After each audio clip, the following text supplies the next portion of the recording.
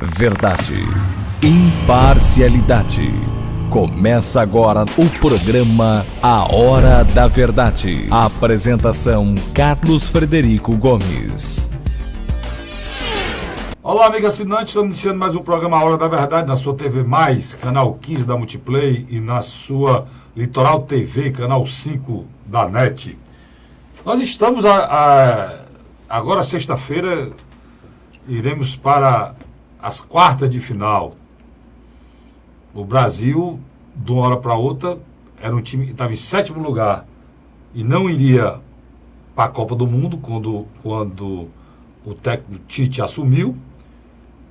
E esse mesmo país, esse mesmo jogadores, essa mesma seleção, com os mesmos dirigentes, que estava em sétimo lugar, resolveu, porque não tinha outra solução, porque o Brasil, pela primeira vez na história, não ia a uma Copa do Mundo, não iria se classificar, convocou um homem de bem, digno, honesto e com capacidade de trabalho sério. E ele assumiu a seleção sem ter que se condicionar a nenhuma das maracutaias dos esquemas montados pela CBF, como os outros técnicos tinham que se submeter. E Tite assumiu. E depois que assumiu, ninguém ouviu falar mais em derrota na seleção brasileira. Até mesmo empate era difícil. Estou lembrando de uma derrota, o Tite dirigindo, contra a Argentina. Uma derrota. Fora disso, foram o Brasil, que não iria se classificar para a Copa do Mundo, chegou a ficar em segundo colocado no ranking mundial das seleções, abaixo apenas da Alemanha, que era campeã mundial, às vésperas da Copa do Mundo. Chegou na Copa do Mundo, passou pelo momento de fase.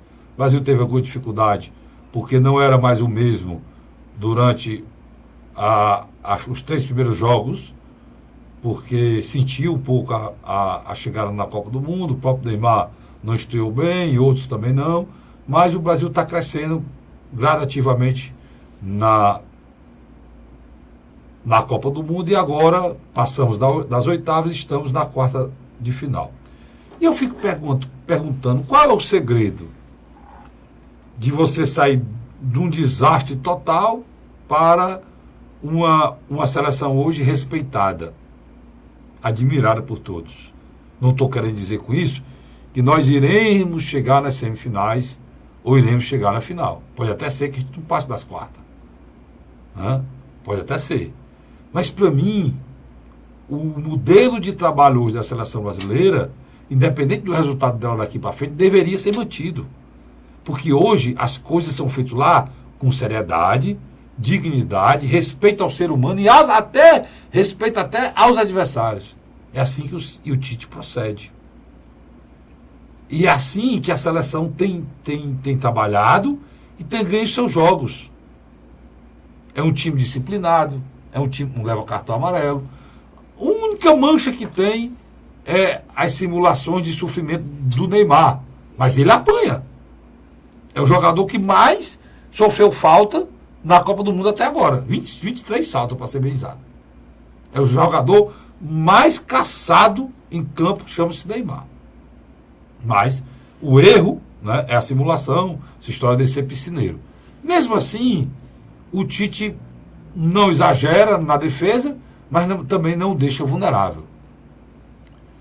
O Tite não humilha o adversário, respeita todos eles, trata os jogadores como seres humanos, tem honestidade de princípio com a imprensa, respeita a imprensa, e o ambiente da seleção é o melhor possível.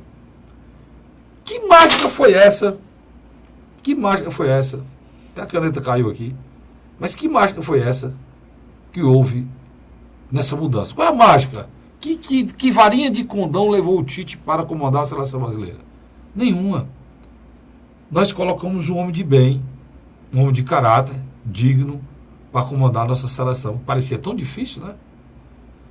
Porque os atores são os mesmos. A estrutura é a mesma. O dinheiro é o mesmo. E a gente saiu de sétimo colocado, fora da Copa, para hoje estarmos nos encaminhando para talvez uma semifinal. Repito, não importa se vai passar ou não. para a semifinal. Para mim, a seleção já tem o nosso respeito, já tem o meu respeito. Porque, diferente dos outros, eu não penso assim como a maioria do povo brasileiro, não. Que o Brasil tem que ser campeão. Eu achei lindo o povo do Panamá comemorar aquele gol depois de estar perdendo de 6-0. Eu achei bonito a seleção, várias seleções que estavam saindo, a seleção do Japão, que foi aplaudida, tendo saído da Copa do Mundo, né? E várias outras que foram aplaudidas, uma Colômbia, agora, recentemente, o povo aplaudiu e ficou satisfeito com a atuação com a garra durante esse trabalho na Copa do Mundo, porque a gente tem que tirar um pouco dessa arrogância. E entender que isso é um trabalho contínuo. O técnico da Alemanha, que foi eliminado na primeira fase da Copa do Mundo, já voltou a estar em casa, ele acabou de ser confirmado e o seu contrato renovado mais 4 anos. Se fosse no Brasil, ele tinha sido demitido aqui mesmo, antes de pegar o avião de volta. São países que têm o entendimento e é preciso se trabalhar para vencer. Eu estou dizendo tudo isso para dizer que as eleições vêm aí. Qual é a solução de todos os nossos problemas? Seria um homem de bem. Seria um Tite, presidente desse país. Seria um homem de caráter, presidente desse país. Seria um homem de princípio, presidente desse país. Seria um homem digno, presidente desse país. Seria um homem que se preocupasse com o ser humano brasileiro. Os brasileirinhos estão sendo separados lá nos Estados Unidos das mães. Eu vi uma reportagem triste, de 2 mães chorando, o desespero do filho, até ficou doente, era o filho menino de 10 anos, foi separado da mãe, foi separado também bebês. E o governo brasileiro fica indiferente a esse sofrimento. De pessoas que saíram daqui porque o nosso país não deu oportunidade nenhuma para elas sobreviverem. Tiveram que tentar sobreviver em outras praias, em outros locais, em outras paragens. É triste isso. E eu queria que o meu país tivesse uma figura como o Tite, comandando assim, com zelo, com preocupação, de olharem para a gente com dignidade, com respeito, do povo brasileiro passar a ser visto com mais respeito. Hoje nós somos um país que, além de estarmos vivendo uma situação terrível de violência, de sofrimento, o povo do resto do mundo, da população mundial, perdeu aquela impressão que tinha do brasileiro ser um povo feliz. Nós somos hoje um povo rancoroso, cheio de preconceito, de racismo, muitas vezes de deboche ao extremo, de humilhar as pessoas, muita gente arrogante, prepotente. Infelizmente, o nosso país mudou nos últimos anos e mudou para pior. Torcer para que a partir do meu aniversário, seja dia 7 de outubro, a eleição não vai acontecer, geralmente não acontece em primeiro turno, geralmente não vai acontecer, mas que a gente, no dia do meu aniversário, é dia 7 de outubro, no dia da eleição, o brasileiro possa já mostrar que pensou antes de votar e não vendeu seu voto e teve dignidade na hora de votar, elegendo um Congresso mais decente do que esse. Nós temos governadores mais decentes do que muitos que têm aí, reeleger governadores decentes que estão conseguindo fazer muita coisa, mesmo com a dificuldade financeira. Esses homens têm que ser, se forem candidatos à reeleição, têm que ser preservados, que são raros, né? Como é o daqui do estado do Ceará, que é um governador raro em termos da situação financeira do Brasil como todo. O nosso governador aqui está acabando de contratar vários agentes penitenciários, abrindo concurso para 2.500 vagas de professor no estado pobre como o nosso. Então, nós precisamos entender as coisas como elas são e fazer o trabalho para que esse país saia dessa situação que nós vivemos. E isso só se faz com politização. Nada mais não precisa terminar nem a faculdade, nem o segundo grau precisa não. Basta entender a política como ela é, né? Entender a vida como ela é. Entender que para nos governar, para as pessoas nos governar, elas têm que ser no mínimo dignos, ter no mínimo caráter. Se não tiver, é impossível. E a história tem mostrado isso pra gente. Não é isso, Luiz? Sem dúvida. É interessante esse parâmetro que você fez. Eu me lembro, e na véspera da saída da Dilma Rousseff, tinha uma brincadeira, uma charge dos enforcados. Porque o nome da Dilma Rousseff tinha o mesmo número de letras do nome do Dunga. E os dois lá, brincando, quem adivinhasse essa palavra primeiro, o outro era enforcado. Então, era uma charge que corria muito em 2016.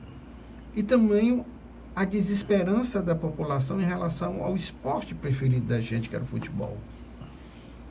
Tite, o atual treinador, pegou o mesmo time do Dunga, fez uma transformação tanto na área estratégica e tática, como também na psicológica. É interessante. Grandes seleções já votaram. E a gente estamos numa crescente. As vitórias do Brasil têm sido vitórias na qual a gente está começando a acreditar que o time pode ir à frente.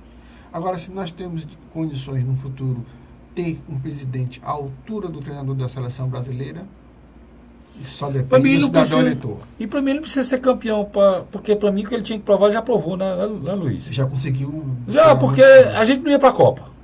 Já estamos lá. A gente classificou na primeira fase. A gente já passou das oitavas. E ele convivendo num antro de marginais que é aquela CBF. Ali um Mas antro de marginais. Mas não abriu mão, né, Luiz? Não abriu mão da dignidade, da maneira de trabalhar dele, da maneira. O paralelo que eu estou tentando fazer para que o nosso. Ele não recebeu pressão. Não, mas recebeu, mas não aceitou. Não, mas sabe por quê? Porque eles não tinham saída, né? Hoje, eles podem estar querendo influenciá-lo. Porque hoje a seleção já voltou a ter o respeito que ela tinha lá fora. Um brilho, né? É o brilho que ela tinha lá fora. Mas antes a seleção não tinha brilho algum. A seleção era desmoralizada do 7-1 da Copa do Mundo e estava prestes a não ir. Ia acontecer um fato na história da seleção brasileira. E um detalhe. Não iria à Copa do Mundo. Ela nunca deixou de ir à Copa do Mundo. Como nós estamos gravando e o programa irá quinta-noite. No jogo do Brasil é sexta. Né? Então o que acontece? Na multiplayer, né? É. Porque na Litoral TV. Vai no dia do jogo do Brasil. No dia do Brasil, o que acontece? A gente não tem noção de quanto estará o jogo, qual for o seu placar final. Independente disso, por isso que eu falei. Mas sem dúvida, caso a gente se classifique, que bom. Nós vamos ótimo, esse meu elogio vai estar reforçado. Exato. E caso não se classifique, eu continuo. Um grande time que é a Bélgica. E eu continuo pensando a mesma coisa do Tite. Não, eu estou dizendo, e se a gente for desclassificado, perderemos para a seleção talvez mais bem preparada da Copa considerada. Essa reflexão poderia ter sido feita só no final. Eu quero fazer antes. Justamente para dizer que a condicionante não é ganhar ou perder. A condicionante já é um time que foi montado. Você se lembra,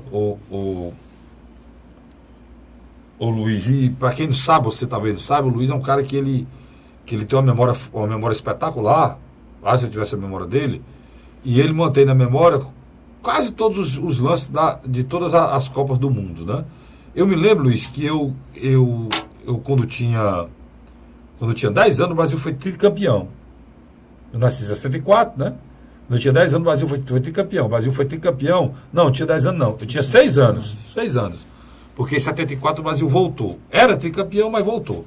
Em 10 anos, na Copa da Alemanha. Quando eu tinha 6 anos, o Brasil foi campeão no México. Uhum. Certo? No México. Foi um tricampeonato. Sabe quanto tempo eu esperei para ver o Brasil campeão de novo? É interessante. No Tetra? Interessante. Porque mesmo você sendo criança naquela época, a sua memória não chega tão longe. Não, mas eu me lembro perfeitamente dessa Copa. Me lembro até das músicas, me lembro da figurinha dos álbuns, né? Uhum. Do Félix, que era o goleiro, do Pelé, do Gerson, do Tostão, que era dos anos 70, certo? Sem dúvida. Mas eu estou querendo dizer, mas a memória é longe, certo? Mas eu esperei muitos anos. Até 94. Pronto. Aí ele já puxou aqui, que é aquela cena emblemática do Galvão Bueno gritando do lado do Pelé. E interessante. É teta, aquele negócio lá. 94, então, ano que você fez 30 anos. Pronto. Então, de 6, foi 24 anos que eu esperei pro Brasil ser tetra. De tetra pro Hexa, Luiz, eu esperei o quê? Não esperou nem tanto, foram Pro Hexa não, pro Penta. Foram 8 anos.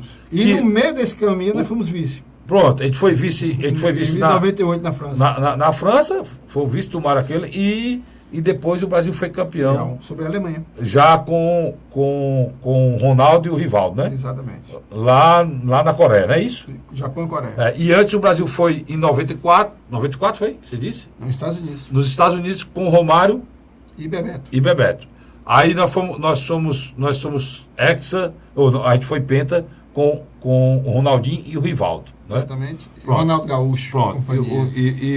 Pronto. No meio desse interim, houve seleções espetaculares, como a de 82, como a de 86, Sim. que tinha Zico.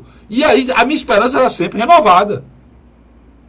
E todas as Copas que a gente chegava, Luiz, a gente chegava como a gente chega agora, com a arrogância de sempre. Mas onde eu estou querendo chegar essa história toda?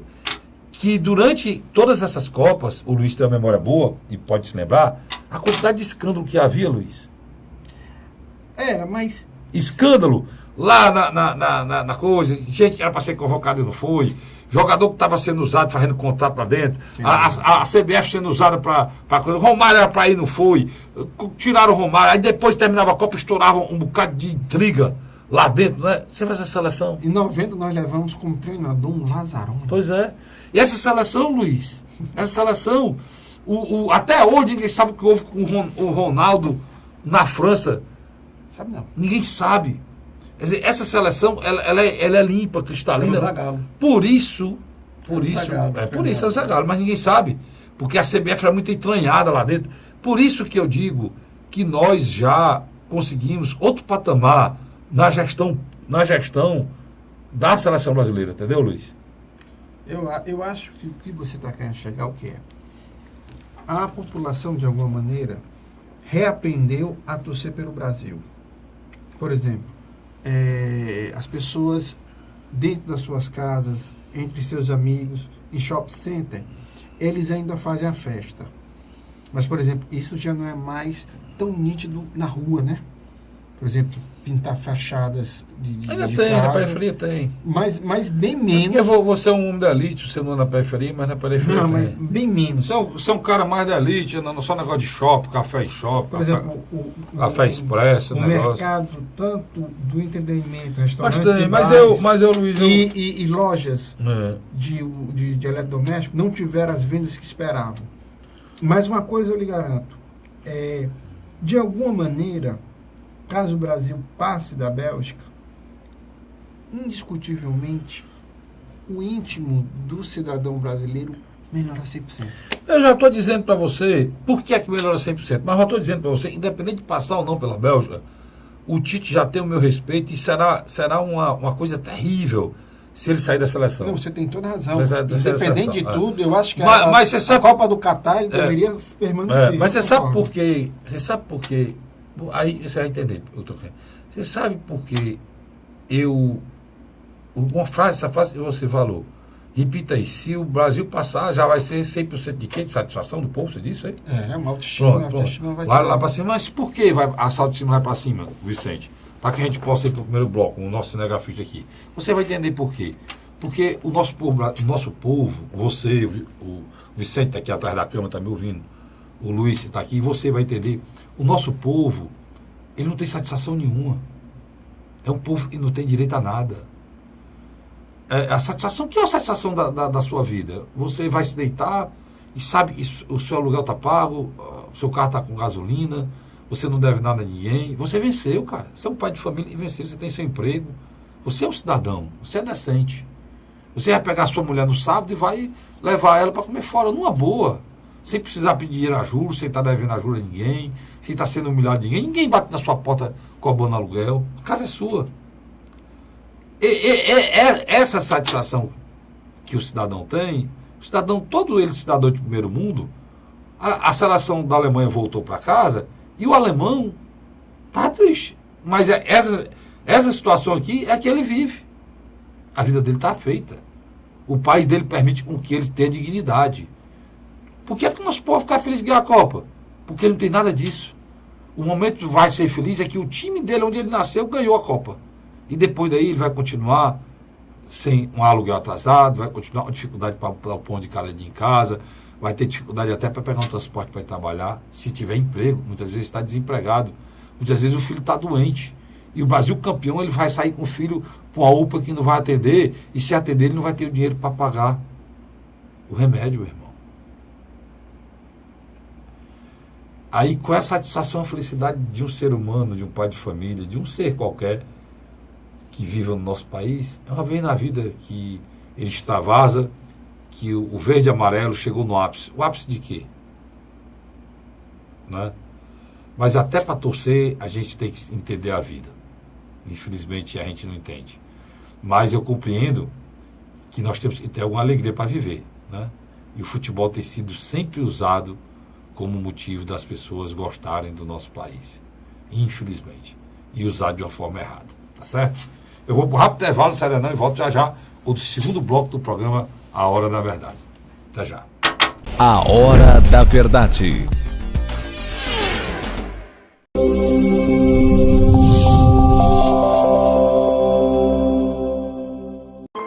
A Assembleia Legislativa começou a campanha Ceará Sem Drogas. A discussão vai ser levada para todo o estado, prevenindo a população e buscando soluções para resolver o problema. Participe da campanha. Juntos ficamos mais fortes para combater essa verdadeira tragédia que destrói famílias, futuro e muitas vezes a própria vida. Ceará Sem Drogas, uma luta de todos nós. Assembleia Legislativa do Estado do Ceará. José de Arimanteia, Uruoca. Acordo 8 horas, 9 horas, aí carrego o carro e vou lá pegar água. Aí sai distribuindo os comércios. Estrada dessa, ó, faz gosto de você andar, ó. Você não gasta pneu, tem economia no bolso e anda rápido. Sertanejo pega uma estrada boa, fica feliz, fica contente. Assim como o trecho que liga Uruoca a Martinópole, o governo do Ceará está fazendo mais de 1.000 quilômetros de estradas mais importantes da vida de muita gente. Governo do Ceará.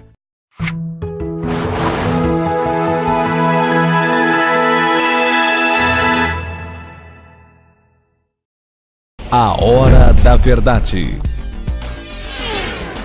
Estamos de volta com o segundo bloco do nosso programa. Estou logo pegando aqui o celular aqui, para mim perguntar uma coisa, Luiz, aqui. Tem uma matéria nova aqui.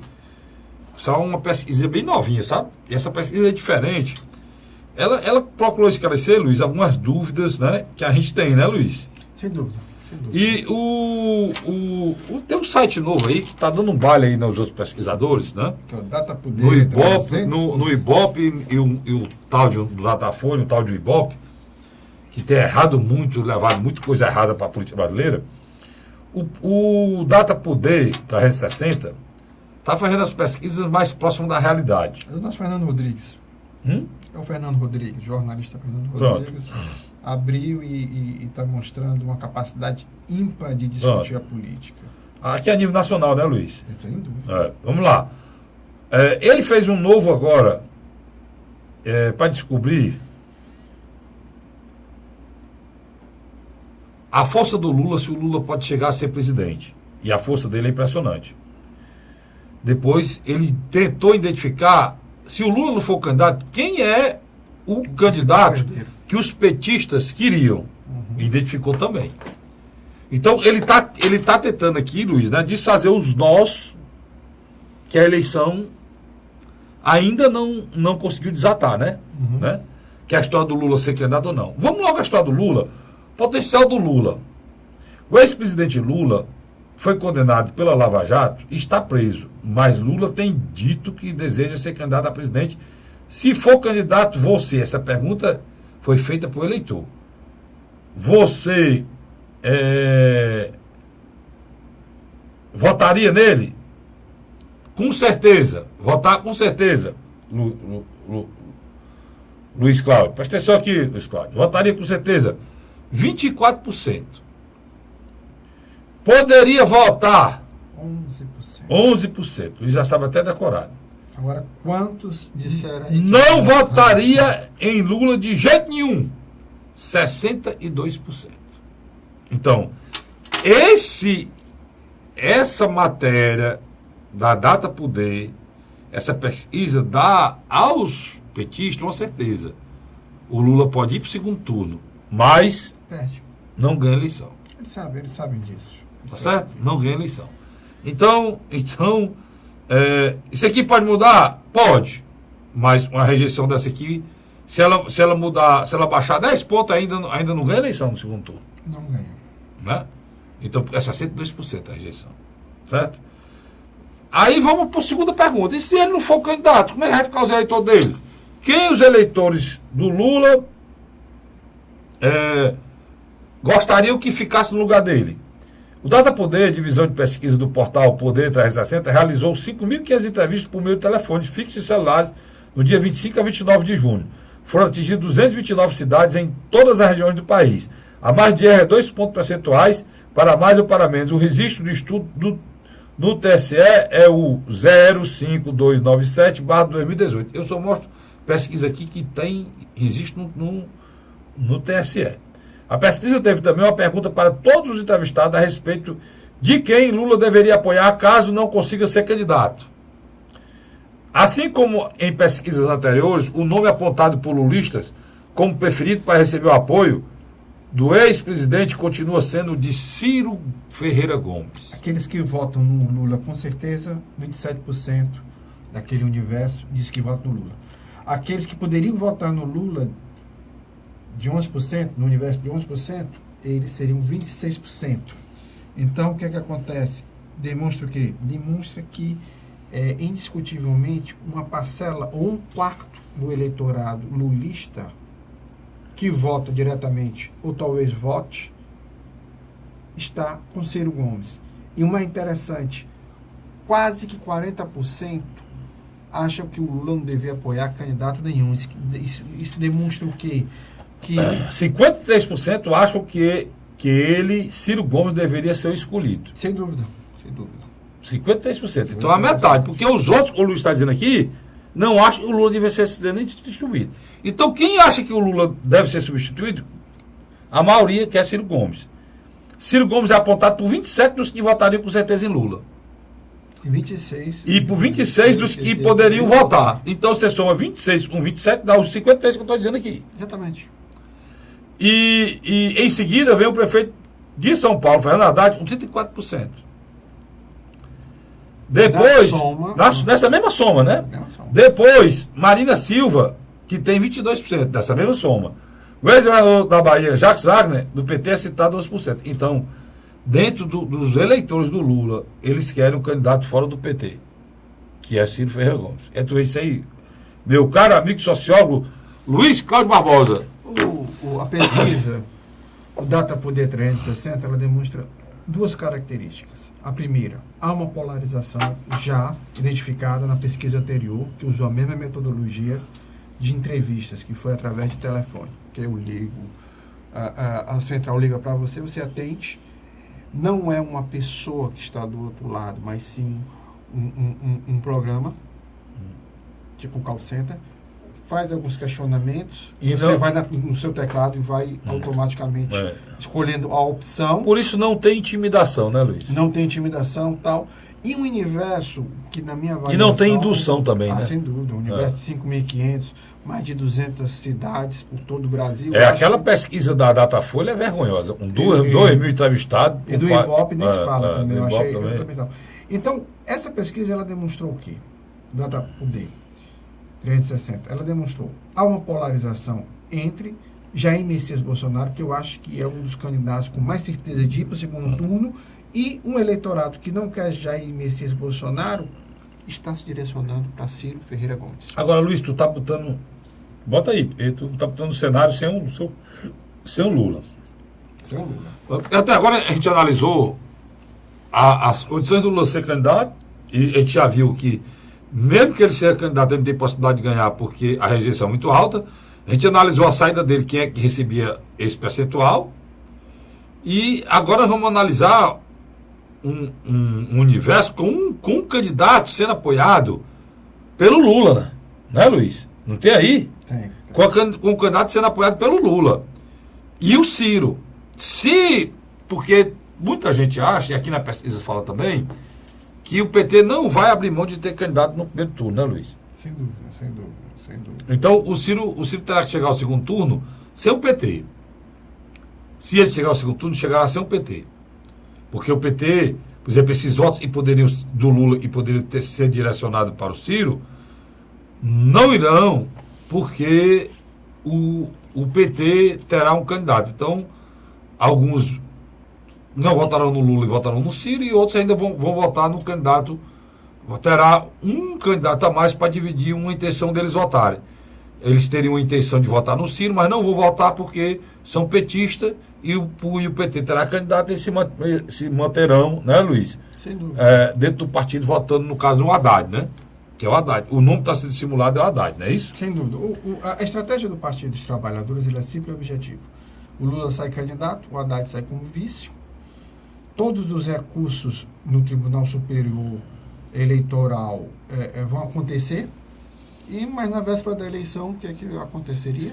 Lula seria literalmente impedido de ser candidato. Não, tem uma coisa agravante, Luiz. E tem a história lá do sítio de Atibaia, que pode ser que seja julgado dentro da eleição também. Sem dúvida. E tem a delação do Palocci também, que virá à tona nesse período. Já há uma segunda corrente interna do Partido dos Trabalhadores que já defende que Lula nem sai candidato. Que, desde esse momento em diante, ele apoia Fernando Haddad. Eles esperavam que o Lula fosse solto, né? Eu acredito que sim. Eu acho que foi toda uma programação. Lá na segunda turma da segunda turma do Supremo Tribunal Federal não aconteceu. E houve uma certa decepção grande. Total. Porque o Supremo está de recesso. A Justiça brasileira está de recesso há um mês. E ela só volta agora em agosto, Luiz. Então, no mínimo, o Lula fica preso até o final de agosto. Ou até o final de julho. Sem dúvida. Né? Sem dúvida. Aí, as próprias convenções já vão acontecer com o Lula preso. As convenções vão até agosto, mas inicia final de julho. Então, vai acontecer já com o Lula preso. Né? Já tem regiões onde está acontecendo os debates presidenciais que o que acontecia? Lula, como está preso, não podia participar. A Gleice Hoffmann ou Jacques Wagner ou o próprio Haddad iam e representavam o mesmo, com uma carta, alguma coisa nesse sentido. Já não estão mais aceitando. Depois que a Gleice Hoffmann foi inocentada, parece que ela se acalmou, não foi, Luiz? Uma boa colocação, Carlinhos. Ela baixou o tom, não fala mais no Lula, não fala mais em nada, não foi? É uma boa perspectiva que, por mim, tinha passado despercebido. Mas eu não passou por mim, não. Você não notou, não, isso? Não tinha notado. Saiu do cenário, saiu de tudo, mergulhou, né? Ou não, eu estou enganado? Tá, não. É até uma boa fonte para um artigo. Para você beber disso aí. Onde andará a Gleice Hoffmann? Que houve com a Gleice Hoffmann depois de inocentada? O que aconteceu com a Gleice Hoffmann? Né? Interessante. Ela para com os ataques frontais ao Justiça Tribunal Brasileira. Federal.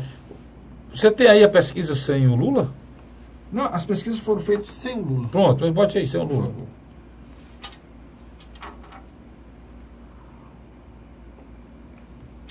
No terceiro bloco, nós vamos falar aqui sobre a questão estadual, né, Luiz? Das candidaturas estaduais. Sem dúvida. Mas essa pesquisa do Data Poder, ela coloca uma coisa diferente, já pela segunda vez. Porque, o que está acontecendo com os órgãos de pesquisa do nosso país, para você entender? Carlinhos. Eles tinham um poder muito grande de manipulação. Enorme. Olha,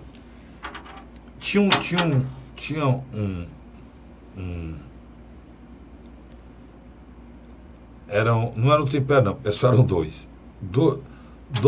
Dois vetores que impulsionava a eleição. Se você não concordar comigo, Luiz, você pode gritar daí. Mas pode gritar daí, se você não concordar.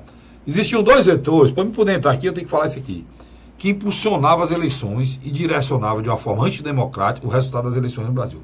Primeiro, pesquisa. Depois, imprensa. Aqui, quando eu falo imprensa, nós estamos falando da grande imprensa brasileira, as 5 famílias que dominam rádio e televisão no nosso país, as principais rádios e as principais redes de rádio e televisão do país, são 5 famílias.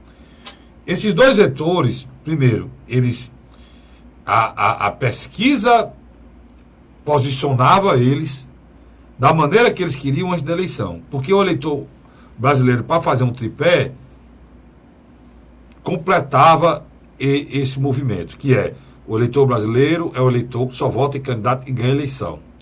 Então, a pesquisa induzia, a imprensa divulgava e o eleitor ia. Então, vamos supor que o Vicente seja um cara querido e ia crescer. Eu era um candidato mais ou menos e ia crescer, mas o preferido da imprensa e dos meios de pesquisa é o Luiz.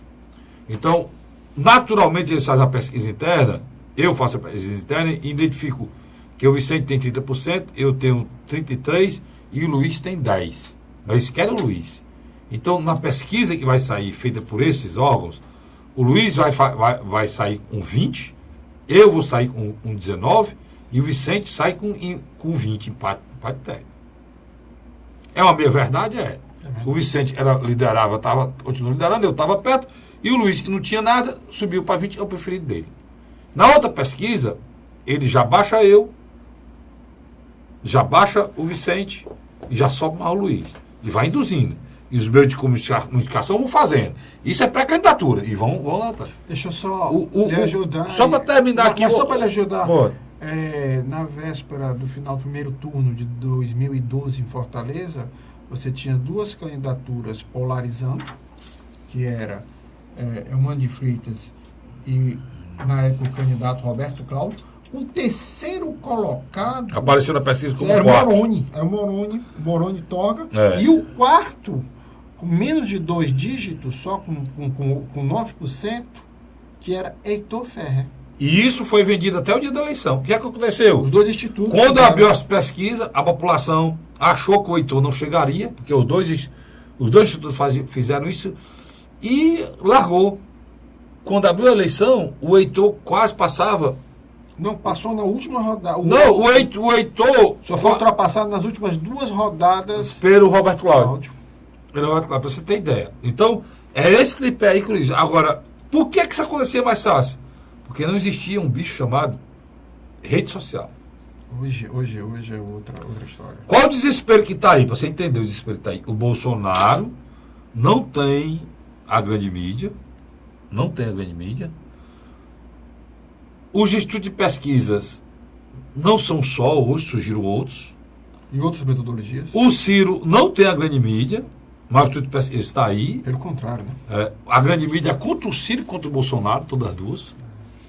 Mas eles estão desesperados que eles não estão conseguindo induzir, porque hoje as redes sociais são mais fortes do que a grande mídia.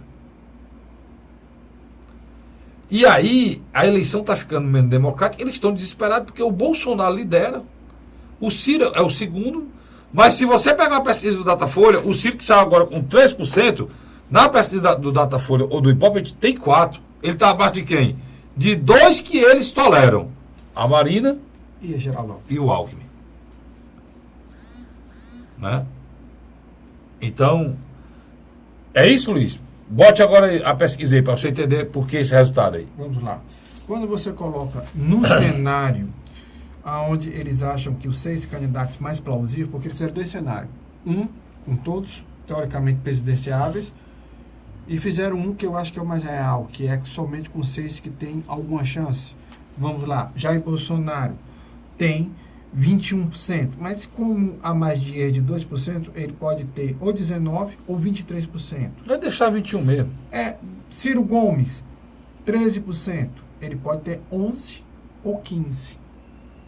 Vamos supor se ele tenha 15%, a diferença dele para o Jair Bolsonaro já cai só para 6%. Geraldo Alckmin tem 8%, ele pode ter entre 10% a 6%. Marina Silva, ela pode ter 9% ou simplesmente somente 5%.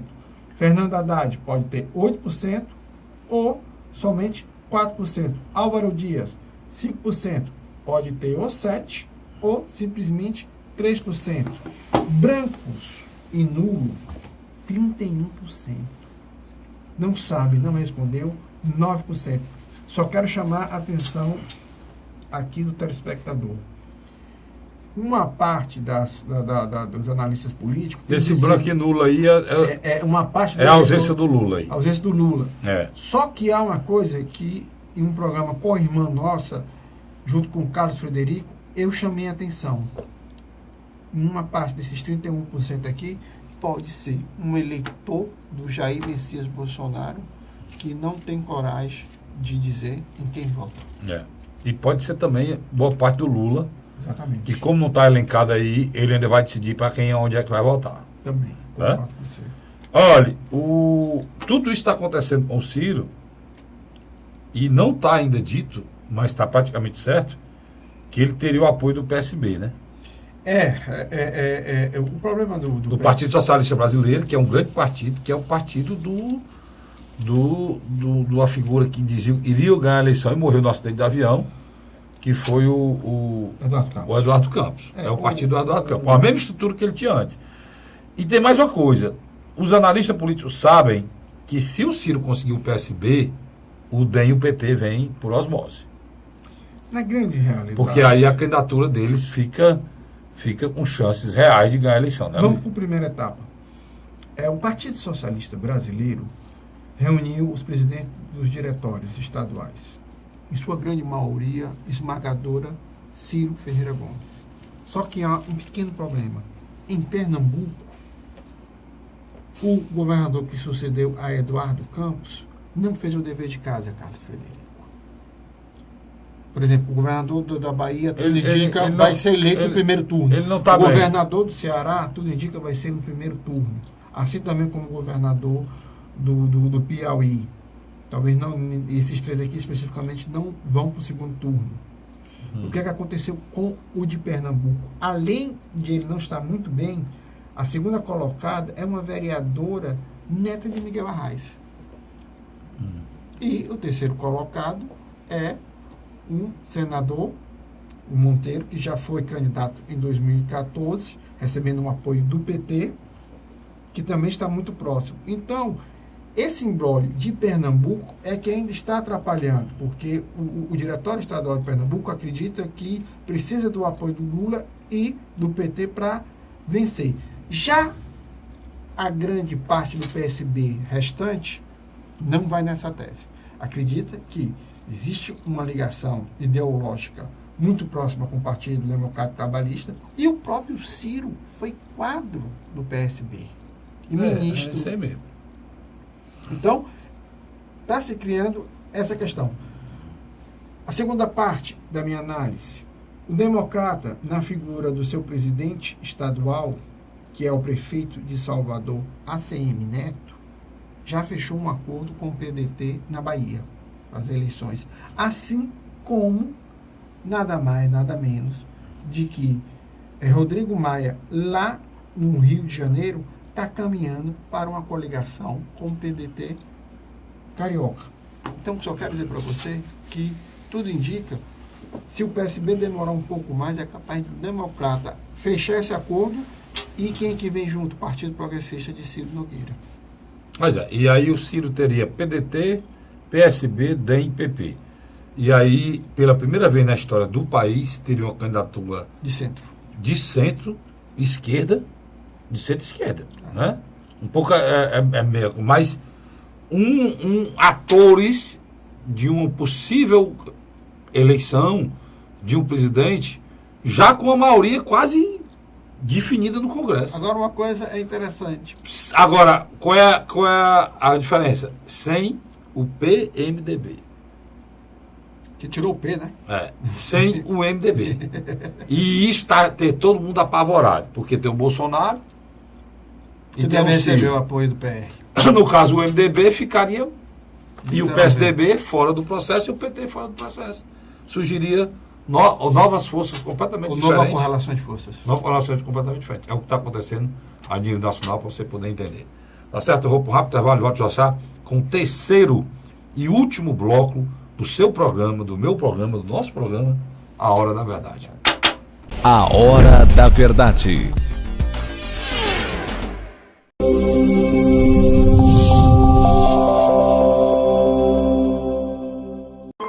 A Assembleia Legislativa começou a campanha Ceará Sem Drogas. A discussão vai ser levada para todo o estado, prevenindo a população e buscando soluções para resolver o problema. Participe da campanha. Juntos ficamos mais fortes para combater essa verdadeira tragédia que destrói famílias, futuro e muitas vezes a própria vida. Ceará Sem Drogas, uma luta de todos nós. Assembleia Legislativa do Estado do Ceará. José de Arimateia, Uruoca.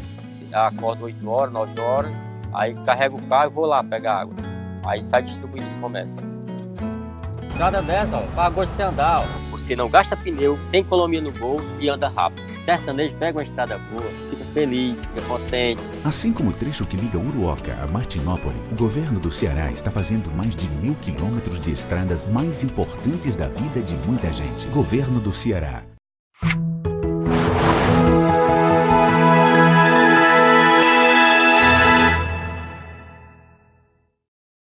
A Hora da Verdade.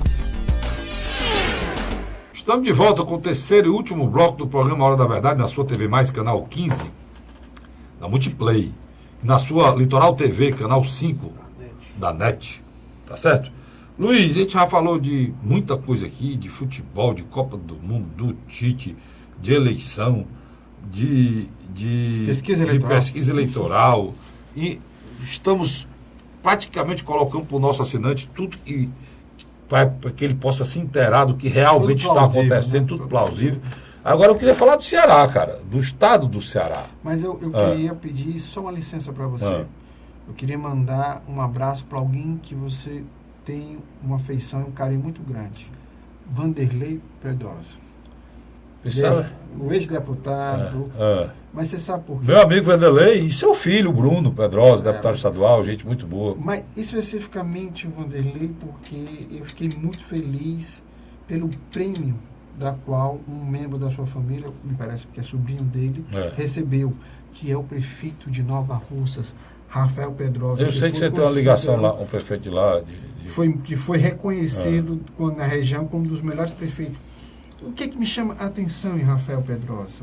Um município sem muito atrativo econômico, onde a principal receita é da própria prefeitura, literalmente conseguiu em menos de 2 anos reorganizar as finanças, fazer investimento na área social, principalmente reformando as escolas, postos de saúde. Que é importante isso, não é só também o melhoramento do professor e do quadro técnico, não. Se a escola também estiver caindo na sua cabeça, né, o Carlos Frederico, atrapalha. E, ao mesmo tempo, está conseguindo asfaltar a cidade, trouxe saneamento básico em regiões periféricas.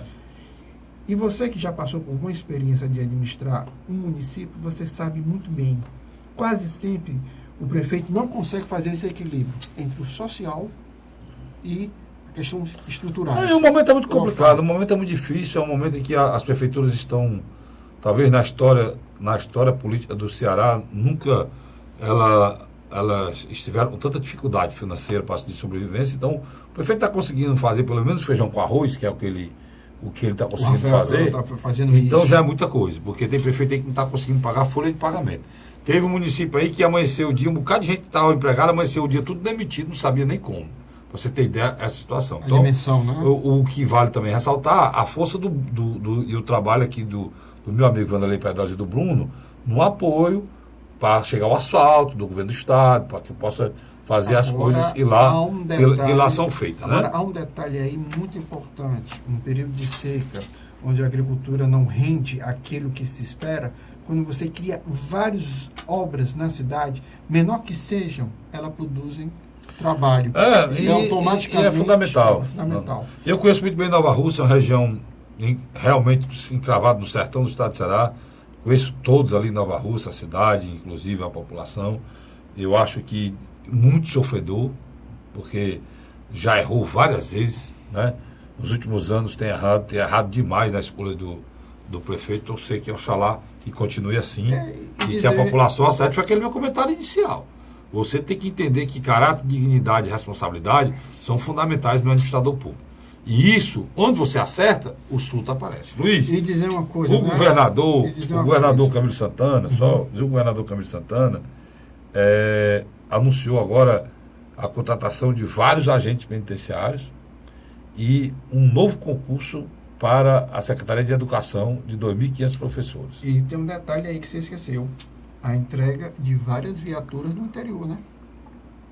Não, esse daí tem sido uma coisa interessante, porque não é viatura, ele está levando um raio para cidades, Não, mas é interessante. para cidades isso. até 50 mil habitantes, e esse raio está indo junto com viatura, com motos, um pessoal, e agora está levando para a cidade com menos de 50 mil habitantes. O caso de Santa Quitéria recebeu o raio agora, né?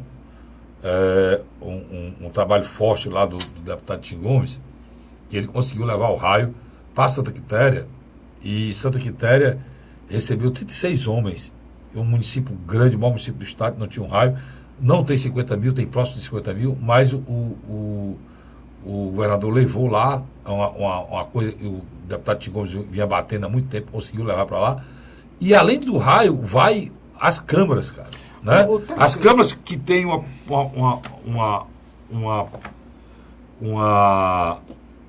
coisa muito forte, Luiz, ela vai numa placa do carro. Interessante. Uma pessoa suspeita que chega para...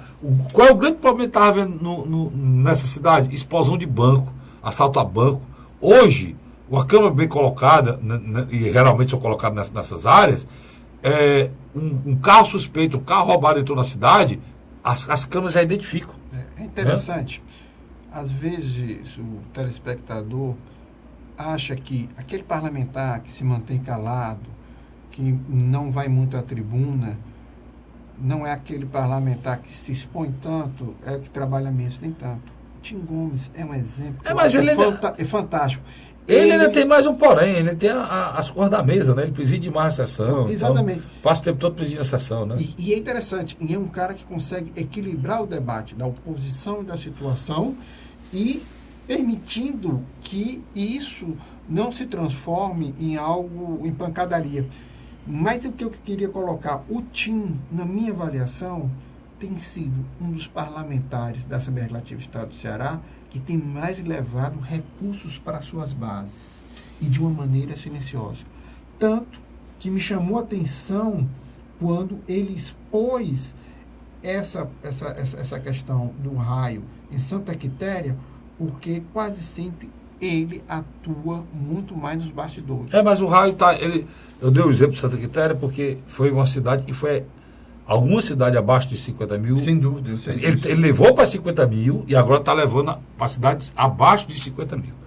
E isso é fundamental. Por que é que nós estamos tocando no assunto da segurança pública? Porque a segurança pública é o principal calcanhar de Aquiles do caminho para essa eleição. O Frederico... E agora, além disso, desse trabalho no interior, o governador está contratando uma quantidade enorme de agentes prisionais, né, Luiz? Para poder inaugurar, porque a questão da segurança pública está ligada intrinsecamente à questão da Secretaria da Justiça.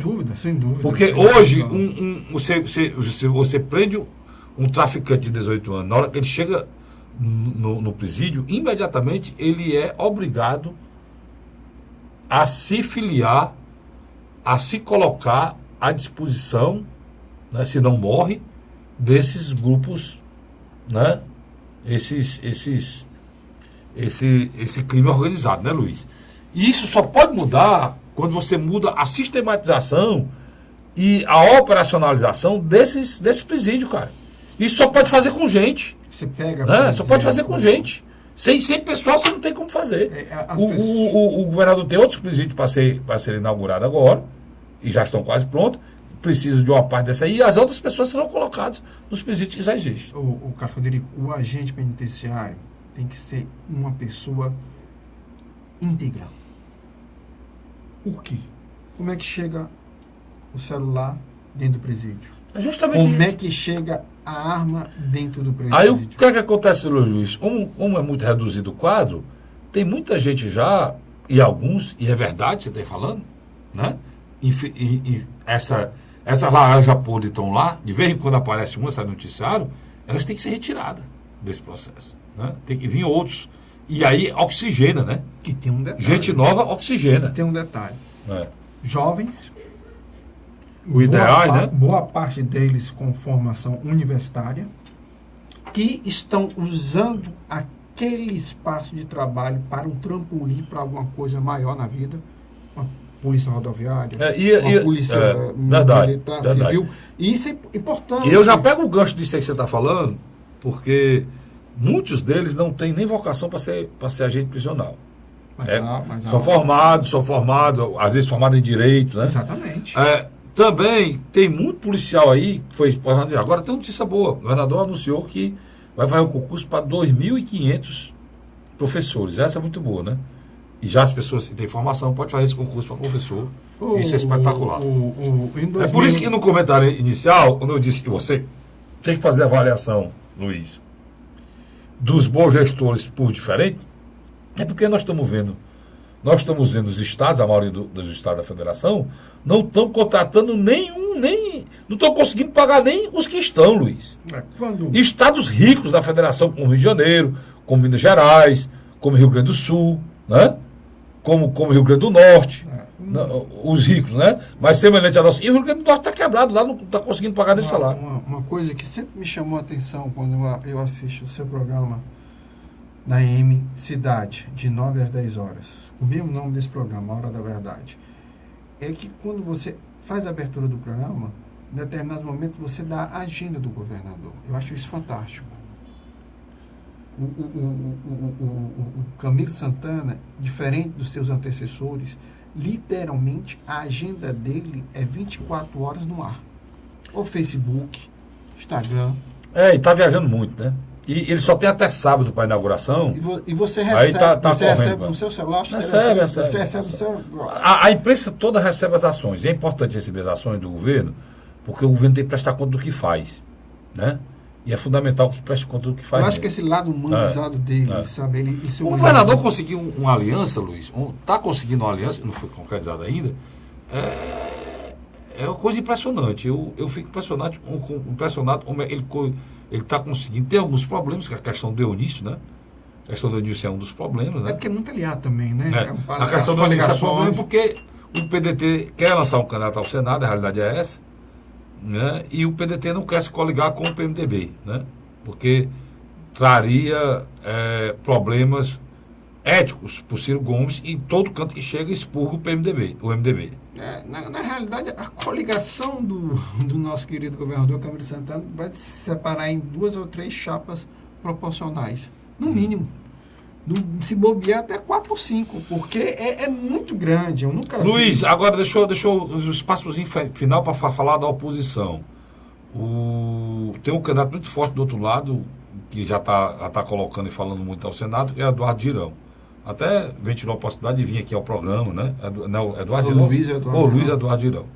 Mas usado também como Eduardo Girão. O Bolsonaro esteve no Grupo Cidade de Comunicação essa semana. Você soube, né? O Vitor Valim fez uma entrevista. Inclusive, eu tive com o Vitor Valim lá, conversei com o Vitor Valim lá, e o Vitor me disse que está aguardando a posição do PSDB no apoio ao Bolsonaro. Certo? Se o general não apoiar o Bolsonaro, parece que o PSL, o partido do Bolsonaro, terá candidato a governador e candidato a senador aqui, né? Certamente. O que está acontecendo? Quando o Jair Bolsonaro esteve em Fortaleza, nessa última semana, ele deixou bem claro, quando o capitão Wagner colocou para ele a situação do apoio do PROS ao PSDB e a figura do general Guilherme Teófilo Calles. O cenário foi bem simples e objetivo, que não aceitaria que ele apoiasse um candidato que está ao lado de Geraldo Alckmin. O jornal Estado, de segunda-feira, traz essa matéria. Então quer dizer que tem a possibilidade do PROS não votar mais no governador? Existe no general? Existe uma incógnita ali muito grande, porque a figura de Você sabe o nome dessa candidatura? É bom a gente saber o nome para a gente falar aqui, né, Luiz? Começar a anotar o nome. Agora, a pré-candidatura, nós temos uma obrigação lá no futuro, nós teremos que falar. Mas tem agora a pré-candidatura do PSL para fazer um palanque para o Bolsonaro aqui, coordenado pelo Vitor Valim, para ser mais exato, mais conhecido, e pelo capitão Wagner, né? 2 nomes, e pelo deputado Roberto Mesquita. Quem tem mandato aí nesse processo? Roberto Mesquita, Vitor Valim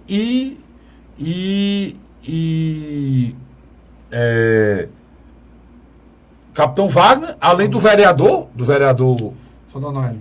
Soldado Noélio, que é candidato a deputado estadual também, né, Luiz? Exatamente. É candidato a deputado estadual também, ligado, né? E várias outras pessoas. Mas Agora, o problema do pós do PSDB ele é mais profundo também, né, cara? Eles não vão sair coligados para deputado federal e estadual, que isso atrapalha muito o PSDB, que está muito fragilizado. Aí são dois problemas, tá? Tem um problema de não se coligar com eles, né? E aí quem me disse isso taxativamente foi, não só pessoalmente, ontem eu entrevista dele aqui, o Vitor Valim me disse isso textualmente, e o PROS sai independente. E era para ser até pior, porque eu me encontrei com o meu amigo Marcelo Mendes, né? E o Marcelo Mendes, ex-vereador Marcelo Mendes, disse para mim que não saiu, não ficou no partido, se afastou do partido, porque, segundo ele, o capitão Wagner não cumpriu o que tinha acertado com ele, que não teria candidatos, além do capitão Wagner, o mandato, né? Ou seja, depois ele filiou o Vitor e filiou o... Mas é natural também, Não, eu estou falando mais uma de bastidor aqui para você saber, né? Não, mas estou dizendo, mas era natural. Né? Mas aí o acordo inicial era que o PROS não teria, mas foi filiado o Vitor Valim e foi filiado também o deputado Roberto Mesquita, né? Aí o Marcelo saiu já não participou da eleição do PROS, né? Mas para encerrar, uma coisa eu lhe garanto. É aquela história que os partidos fazem. Só filiar até pessoas até 20 mil votos, aquela coisa, né? Mas uma verdade existe aí. Não vamos ter tempo de fazer esse discernimento. Mas o PROS sabe que a onda pró-Jair Bolsonaro, que virá desaguar no PSL, é muito forte. Então, por isso que eu acho que o polo da oposição ainda está indefinido. E um debate a gente vai fazer no próximo programa. No próximo programa. O nó lá tá complicado. Tem duas complicações. Essa história do PROS com o PSDB e a história do PMDB com o PDT. Né? Sem dúvida. E o PT. São dois nós que nós vamos aqui tentar desenrolar para vocês aqui. Vocês sabem de tudo aqui de uma forma limpa, honesta, apartidária e com muito respeito a todos. É a nossa função, ou melhor, é a nossa obrigação. Luiz, obrigado. Eu volto na próxima semana, se Deus quiser, com mais um programa Hora da Verdade. Até lá. Fique com Deus.